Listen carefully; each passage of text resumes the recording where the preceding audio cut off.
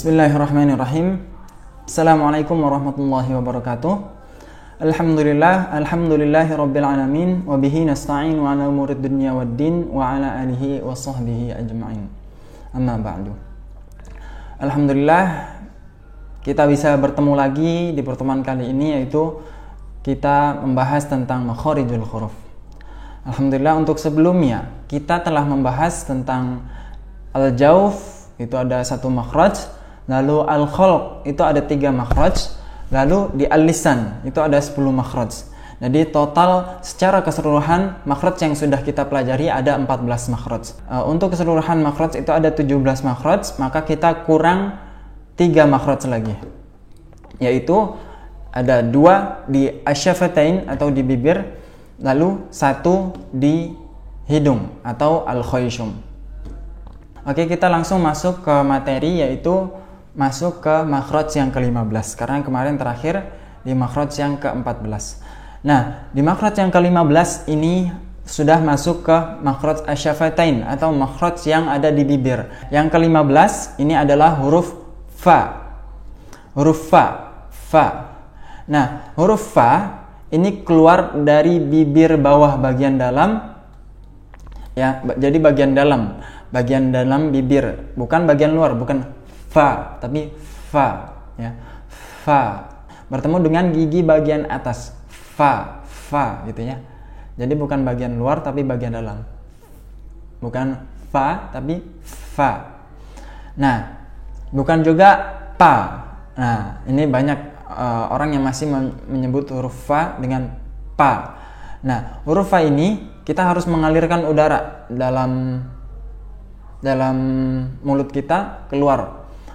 Fa melewati antara gigi dan bibir.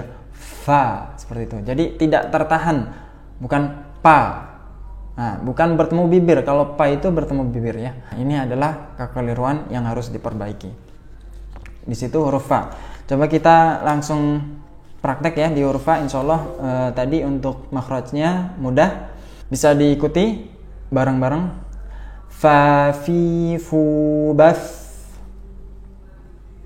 fu fan fani fafna, minal mufni, ma fi fan fani fa.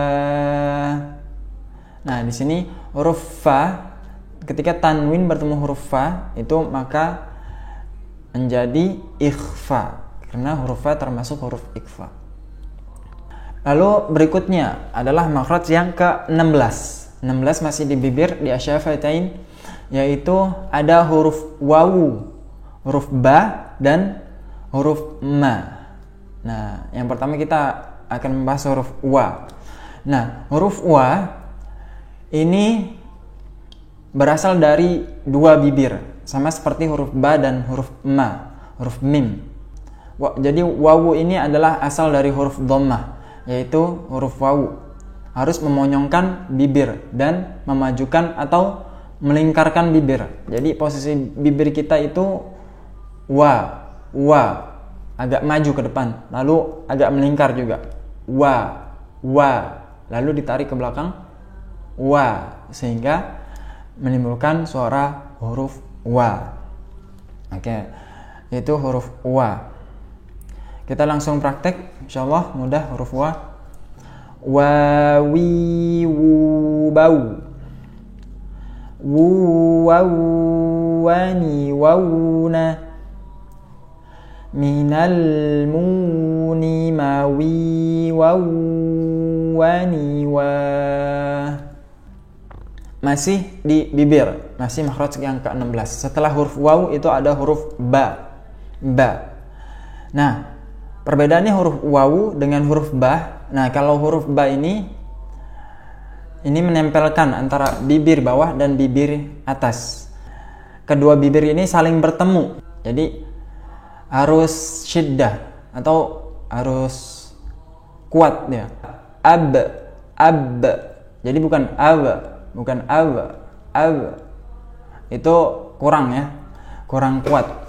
Jadi harus disyiddahkan. Ab. Lalu jahar, dia tidak mengeluarkan nafas. Ab. ab. Oke, seperti itu.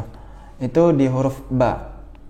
Nah, tadi kesalahannya yaitu orang tidak merapatkan bibir secara sempurna. Kadang saat dia membaca Al-Quran terlalu cepat, kadang tidak sampai menyentuh bibirnya.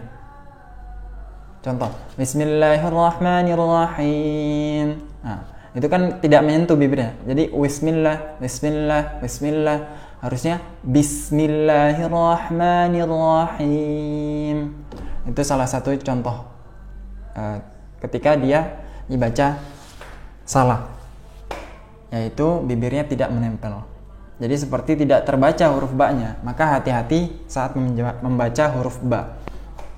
Oke, kita langsung ke praktek di huruf ba.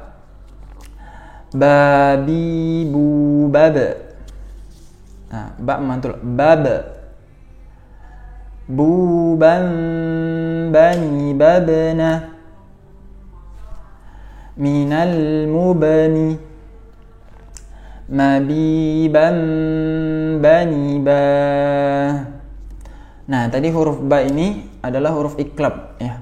Jadi harus dimasukkan ke huruf mim karena makhrajnya ini sama dengan huruf mim juga. Buban bani babna. Nah, berikutnya masih ke makhraj yang ke-16. Itu ada huruf mim masih di bibir ya. Nah, huruf mim ini sama dengan huruf ba, tetapi bedanya huruf mim ini tidak syiddah. Huruf mim ini bainiyah. Jadi tidak kuat, tidak terlalu kuat seperti huruf ba. Tetapi di sini huruf mim disertai dengan khayshum atau keluarnya udara yang mengalir dari rongga hidung. Keluarnya udara yang mengalir dari rongga hidung. Ya, rongga hidung tahu ya, di sini tempat kita bernafas setiap hari yaitu rongga hidung yang menyaring udara-udara masuk ke paru-paru agar udara itu menjadi bersih. Nah, di situ huruf mim harus disertai dengan gunnah karena mim ini memiliki dua makhraj yaitu syafatain dan al-khayshum sama dengan huruf nun. Kalau nun kemarin kita bahas, kalau nun itu al-lisan dan al-khayshum, maka harus digunnahkan. Semua huruf yang keluar dari al-khayshum maka harus digunnahkan.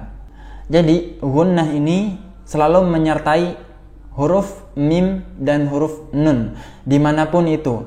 Namun ada perbedaan dari kadarnya. Ini dibedakan menjadi 4 ya. Oke, yang pertama itu ketika berharokat maka dibacanya ma. Maka gunnahnya ini lemah atau sangat sedikit sekali ya. Ma, mi, mu. Nah, seperti itu. Lalu yang kedua yaitu ketika sukun. Nah, ini lebih jelas. Contoh an'amta. Nah, ini lebih jelas gunnahnya daripada yang berharokat tadi. Lalu yang ketiga yaitu ketika tasydid. Nah, ketika tasydid maka harus dipanjangkan 2 harokat gunnahnya. Contoh inna. Ya, itu dipanjangkan 2 harokat. Imma itu dipanjangkan. Maka gunnahnya lebih jelas lagi karena dipanjangkan 2 harokat. Lalu yang terakhir yaitu ketika ikfa. Jadi tingkatan yang paling tinggi gunnahnya yaitu ketika ikfa. Contohnya yaitu yaumahum ba. Nah, atau ketika dia nun min ju'i. Ketika berharokat dia lemah. Lalu ketika sukun dia lebih jelas daripada yang berharokat tadi. Lalu ketika tasydid itu harus dipanjangkan 2 harokat gunnahnya. Lalu ketika ikfa ini adalah tingkatan yang paling besar gunnahnya. Oke, di situ adalah huruf mim. Kita langsung praktek di huruf mim. Bisa diikuti sama-sama teman-teman ya. Ma mimu mubam, mumam, mani, mamna, minal mumni, mami, mam, mani, ma. Alhamdulillah, bagus. Nah, di sini huruf mim itu termasuk huruf idgham bi gunnah. Ya nun mim wawu termasuk idgham bi gunnah. Maka harus digunnahkan, diidghamkan juga, dimasukkan ke huruf berikutnya. Lalu setelah huruf mim kita masuk ke makhraj yang terakhir, yaitu makhraj al-khayshum. Ya, seperti yang kita tadi bahas bahwa makhraj al-khayshum atau makhraj hidung, rongga hidung itu ada dua, yaitu ada mim dan nun. Huruf mim itu memiliki dua makhraj, yaitu yang tadi ma, yaitu di bibir atau asyafatain, dan al-khayshum atau rongga hidung. Lalu yang kedua yaitu huruf nun. Huruf nun ini memiliki dua makhraj juga, yaitu di al-lisan yang pertama atau di lidah, yang kedua yaitu al-khayshum. Insyaallah untuk di huruf mim dan huruf nun sebelumnya kita sudah praktekkan. Insyaallah kita cukupkan dulu untuk pertemuan kali ini. Sekian di pembahasan makharijul huruf pada pertemuan kali ini. Jika ada kesempatan insyaallah kita akan membahas di sifatul huruf. Sekian dari saya, kita tutup dengan hamdalah dan doa kafaratul majlis.